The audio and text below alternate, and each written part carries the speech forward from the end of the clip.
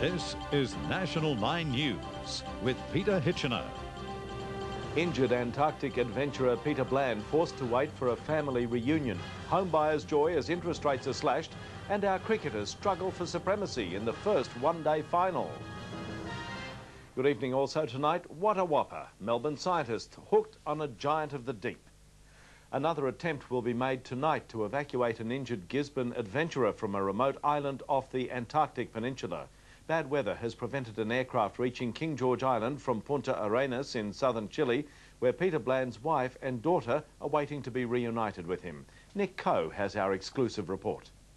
Alive despite overwhelming odds, Peter Bland is taken into post-operative care by Chilean Air Force doctors. Just days ago, he lay unconscious on a slippery ledge 40 metres below the surface of the Antarctic. An avalanche had dragged both he and his equipment into the abyss. Andrew Watson was among a yacht-based support crew several kilometres away, which volunteered to rescue him. Saw that Pete was about 40 metres down into the crevasse. He wasn't moving. His kayak was smashed in pieces and was obviously very concerned.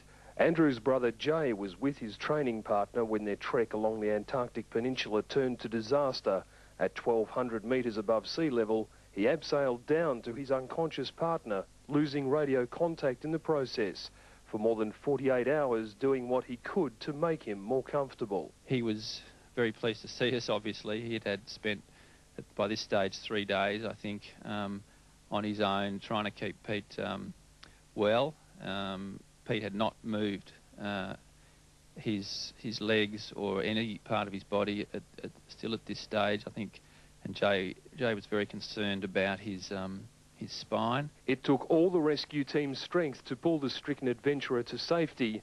Then, using Peter's broken kayak as a stretcher, they dragged him over the same treacherous ground which had almost cost him his life.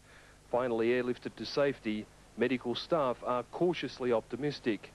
Some more examinations, they say, to ensure he could be moved safely from the King George Island base. Members of Peter's family are now here in Punta Arenas at the southernmost tip of the South American continent, anxiously awaiting his arrival and their first face-to-face contact for a month.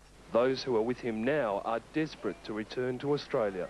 Thankfully, we're in very good hands and looking forward to getting home. Their biggest enemy, appalling weather conditions which continue to ground any attempt at a mercy flight. In Punta Arenas, Chile, Nick Coe, National 9 News.